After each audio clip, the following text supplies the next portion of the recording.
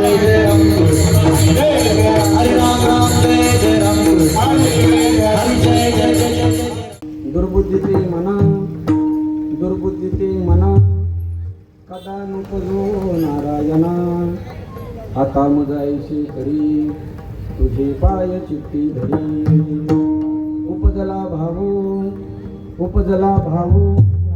तुमचे कृपे सिद्धी जावो आता मुजायशी करी तुझे पाय चित्ती धरी तुका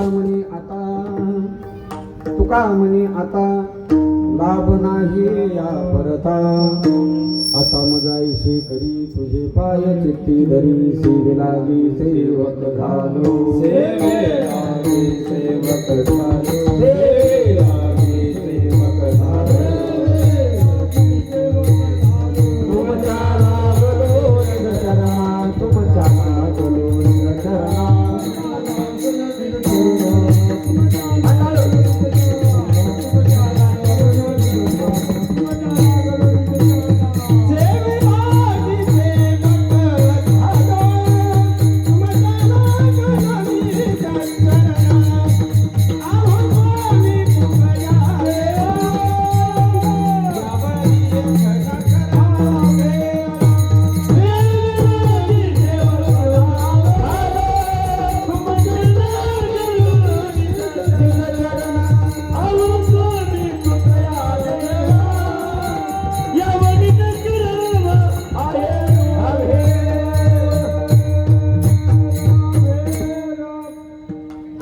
सेवेलागी सेवक झालो तुमच्या लागलो निज चरणा अहो स्वामी तुकया देवा यावरी करावा अभि जटू नका त्याला हरी वक्रतुंड महाकाय सूर्यकोटी समप्रभ निर्विघ्नं कुरु मे देव सर्व कार्येषु सर्वदा हरी दुर्बुद्धीते मना ईश्वर मोबाईल मध्ये पण होतं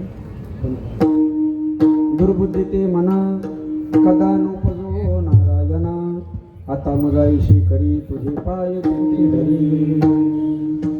विश्व चैतन्य भगवान श्री ज्ञानोबराय वैराग्य भास्कर जगद्गुरु तुकोबराय तसे भगवान परमात्मा यांचे चरण तमस्तकोन सेवेला सुरुवात करतो.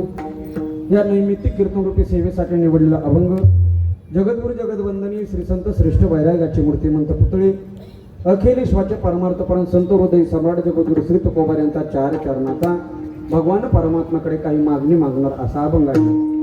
गणपती बाप्पा ही बुद्धीची देवता असल्यामुळे आज आपल्याला अभंगाद्वारे भगवान गणरायाकडे भगवान गणेशाकडे बुद्धीची मागणी मागायची आहे. तुकोबारे म्हणतात, हे देवा माझ्या अंतकरणाला माझ्या हृदयाला दुर्बुद्धीचा स्पर्श देखील होऊ देऊ नको.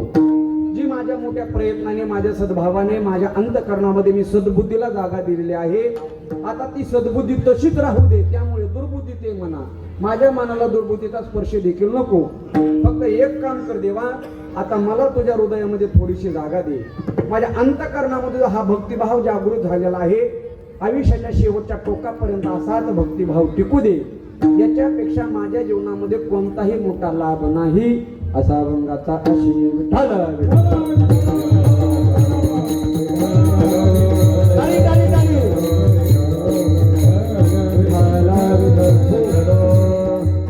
पाठीमागच्या महिला मंडळी थोडं थोडं पुढं सरका. मागची मंडळी या बरोबर समोरच्या पण थोडं पुढं सरका. सरका पुढं, मागच्या या पुढे या.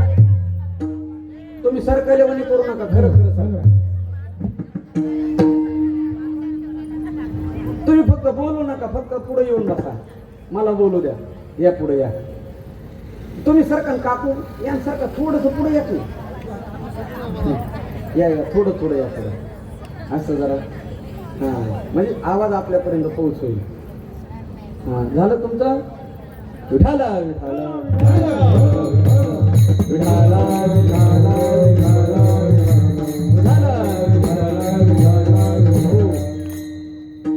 ह्या महाराष्ट्र भूमीला लाभलेले वारकरी पिको कमी करा. ही परंपरा आणि या परंपरेला अनुसरून हा एक दिवशी भव्य दिव्य हा नैमित्तिक कीर्तन महोत्सव आपल्या पुण्य पावन्या श्री क्षेत्र जांभूळ नगरीमध्ये समस्त ग्रामस्थाच्या वतीने अर्थात समस्त पिसाळ परिवाराच्या वतीने भगवान गणरायाचं भगवान गणेशाचं आज आगमन झालं. आणि त्या आगमनाच्या निमित्ताने वारकरी संप्रदायाला महत्त्वाचं साधन असणारं आपण हे हरिकीर्तन आयोजित केलं. सुंदर अशी भगवान गणपतीची, भगवान गणेशाच्या आज मूर्तीची प्राणप्रतिष्ठा झाली. आणि त्या प्राणप्रतिष्ठेच्या निमित्ताने म्हणजे काहीतरी नैमित्य आहे, त्या निमित्ताने उपस्थित सर्वच उपस्थित त्यामध्ये गायनाचार्य, मृदंगाचार्य, कीर्तनकार, आचार्य, रामायणाचार्य, भागवताचार्य, वेगवेगळ्या पदावरचे अधिकारी, राजकीय क्षेत्रातील, सामाजिक क्षेत्रातील, शिक्षण क्षेत्रातील सगळेच मान्यवर या कार्यक्रमाला आवर्जून उपस्थित आहेत. त्यामध्ये काही व्यासपीठावर बसलेले आहेत, खाली बसलेल्या माता मावल्या, पुरुष मंडळी, माईक सिस्टीमवाले, मंडपवाले सगळे त्या ठिकाणी उपस्थित आहेत.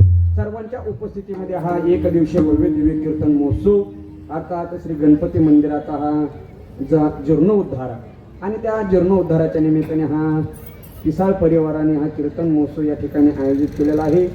वैकुंठवासी स्वर्गीय सुभाष यशवंतराव पिसाळ व स्वर्गीय सुनीता सुभाषराव पिसाळ या दोन्ही दाम्पत्याच्या पुण्यस्मरणाच्या निमित्ताने म्हणा किंवा त्यांची जी पुढची संतती आहे पिसाळ परिवारातील सगळेच त्यांच्या अंतःकरणातील एक सद्गुणाच्या भावनेने त्यांच्या स्मरणार्थ काहीतरी करावं ही बुद्धी त्यांना जागृत झाली.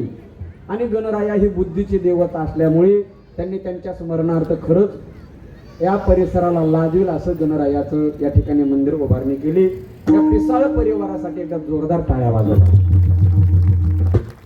मी अनेक महाराष्ट्रभर फिरलो, अनेक कार्यक्रम पाहिले, पण असे काही काही परिवार पाहिले वडिलाचा 10वा करायला कोणी तयार नाही महाराज, वडिलाचं वर्षश्राद्ध करायला कोणी तयार नाही, 10वा झाला की सगळं झालं असे म्हणणारी पिढी आहे. पण आपल्या चुलत्यासाठी म्हणा किंवा परंपरेने पितृसाठी काहीतरी करावं या पिसाळ परिवाराच्या मनामध्ये एक भाव निर्माण झाला. आणि त्यातीलच आपल्या गावचे सरपंच आदरणीय परीक्षित हिराजी पिसाळ यांच्या या संकल्पपूर्तीतून आणि सर्वच पिसाळ परिवाराच्या माध्यमातून भगवान गणेशाचं मंदिराची या ठिकाणी स्थापना झाली. खरंच त्यांचं कौतुक करावं तेवढं कमी आहे बरं का. आणि या मंदिराचा जीर्णोद्धार करण्याची संकल्पना आज गणेशाने त्यांची पूर्ण केली. मग भगवान गणरायाचा जीर्णोद्धार पूर्ण झालेला आहे, मग काहीतरी कार्यक्रम करावा लागतो, बरोबर आहे का नाही. मग त्यामध्ये वारकरी संप्रदायाला अग्रस्थ स्थान दिलं. ते सगळेच परिसरातील वारकरी संप्रदायाच्या भजनी मंडळींनी सगळेच भजनी मंडळ या परिसरातील आवर्जून उपस्थित आहेत. या ठिकाणचा एक एक चेहरा माझ्या परिचयाचा बरं का.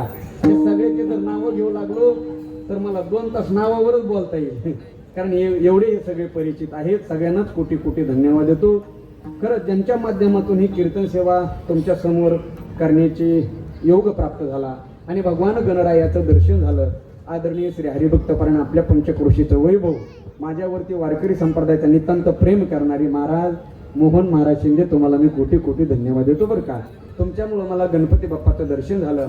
त्यामध्ये परिसरातील सर्वच गायनाचार्य, मृदंगाचार्य या ठिकाणी उपस्थित आहेत, ज्यांनी सुंदर अशी ताल गायली.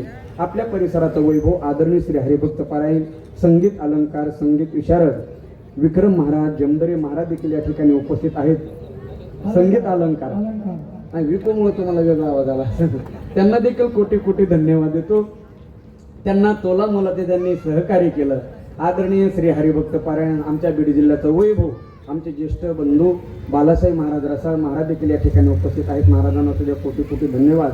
त्याचप्रमाणे आदरणीय श्री हरिभक्तपरायण संगीत विशारद संगीत अलंकार श्री हरिभक्तपरायण मारुती महाराज या ठिकाणी उपस्थित आहेत. त्याचप्रमाणे आदरणीय श्री हरिभक्तपरायण सुदाम महाराज, आदरणीय श्री हरिभक्तपरायण दीपक महाराज, कुठं तिकडं बाहेर येत वाटतं आहे का नाही, दीपक महाराज या ठिकाणी उपस्थित आहेत. त्याचप्रमाणे श्री हरिभक्तपरायण कांता महाराज आणि समस्त ग्रामस्थ भजनी मंडळी, त्याचप्रमाणे इंद्रवदी मृदंगम जे जे सुकुमारा कीर्तनेती कुमारा, दोन्ही मृदंग वादकासाठी एकदा जोरदार टाळ्या वाजवा. दोन्ही मृदंग वादक मृदंग अलंकार श्री हरिभक्तपरायण सोहम महाराज आणि आदरणीय श्री हरिभक्तपरायण चैतन्य महाराज, दोन्ही मृदंग वादकांना कोटी कोटी धन्यवाद. खरंच मी तुमचं कौतुक करतो तेवढं कमी आहे आणि विशेष या पिसाळ परिवाराचं कौतुक करावं तेवढं कमी आहे. भगवान गणपतीचं या ठिकाणी प्रागट्य, भगवान गणपतीचं या ठिकाणी जीर्णोद्धार आणि भगवान गणरायाची प्राणप्रतिष्ठा त्यांच्या संकल्पपूर्तीतून या ठिकाणी सादर झाली. मग काहीतरी कार्यक्रम करावा म्हणून नैमित्ती कीर्तन ठेवलं. ऐका, शास्त्रामध्ये वेद कर्माचे 4 प्रकार सांगितले. नित्य कर्म, नैमित्तिक कर्म, काम्य आणि कर्म आणि प्रायचित कर्म. नित्य कर्म म्हणजे काय? आपण सकाळी झोपेतून उठल्यापासून संध्याकाळपर्यंत जे जे कर्म करतो त्याला नित्य कर्म म्हणतात. नित्य कर्म हे करावंच लागतं. नित्य कर्म म्हणजे काय? सकाळी स्नान करणं, देवपूजा करणं, जेवण करणं, आपल्या मंदिरातील गावातील दर्शन करणं नित्य कर्मामध्ये मोडतं. शास्त्र सांगतं नित्य कर्माचं कोणतंही फळ भेटत नाही, पण करावं लागतं. शास्त्रामध्ये दुसरं कर्म सांगितलं, ज्याला काम्य कर्म म्हणतात. काम्य कर्म म्हणजे फलाच्या हेतूने केलं जाणारं कर्म. उदाहरण, आपल्या मुलाचं शिक्षण भरपूर झालं पण त्याला नोकरी लागाना. मग कुणीतरी सांगते एक काम करा, तुम्हाला वाटतं ना नोकरी लागावी, हो मग एखादी पंगत द्या, गणरायाची आराधना करा, नोकरी लागावी म्हणून. बरोबर आहे ना. काहीतरी भेटण्याच्या उद्देशाने जे कर्म केलं जातं त्याला काम्य कर्म म्हणतात. शास्त्रामध्ये तिसरं कर्म सांगितलं, प्रायश्चित्त कर्म. प्रायश्चित्त कर्म म्हणजे आपल्या हातून झालेलं पाप नष्ट होण्यासाठी केलं जाणारं कर्म. बरोबर आहे का नाही. आपण काहीतरी जाणून बुजून न जाणून चुकून अनेक पाप घडतात. त्या पापाच्या मुक्तीसाठी जे जे कर्म केलं जातं त्याला प्रायश्चित्त कर्म म्हणतात. मांजर मारल्यावर कुठं जातात? इकडे जातात का नाही? मांजर मारल्यावर कुठं जातात? तुम्ही झोपले काय? काशीला आहे का नाही. लोक लय हुशार आहेत महाराज. लोक काशी केलेली सांगतात पण मांजर मारलेली सांगत नाही. हे झालं प्रायश्चित्त कर्म, आपल्या पापाच्या मुक्तीसाठी केलं जाणारं कर्म. पण ऐका, शास्त्रामध्ये चौथं सगळ्यात श्रेष्ठ कर्म सांगितलं, ज्याला नैमित्तिक कर्म म्हणतात. ते कधीही करता येत नाही, त्याला काहीतरी नैमित्य लागत असतं आणि त्या नैमित्यापोटी केलं जाणारं कर्म. उदाहरण, आजच्या कीर्तनाचं नैमित्य काय आहे? भगवान गणरायाचा जीर्णोद्धार, भगवान गणपतीच्या मूर्तीची प्राण प्रतिष्ठा आणि त्या प्राण प्रतिष्ठेचे नैमित्य ठेवून जे कर्म केलं त्याला म्हणतात हरिकीर्तन. म्हणजे हा एका दृष्टीने वारकरी संप्रदायाचा महत्वाचा दिवस आहे बघा. आणि ऐका, या पृथ्वी तलावरती जेवढेही देवता आहेत सर्वात श्रेष्ठ देवता ही गणपती बाप्पा देवता मानली जाते. कारण कुठल्याही कार्याला अग्रपूजेचा मान कोणाला आहे? गणपतीला आहे महाराज. गणपतीच्या बापाला मान नाही पण गणपतीला आहे. अग्रपूजेचा मान महादेवाला का गणपतीला?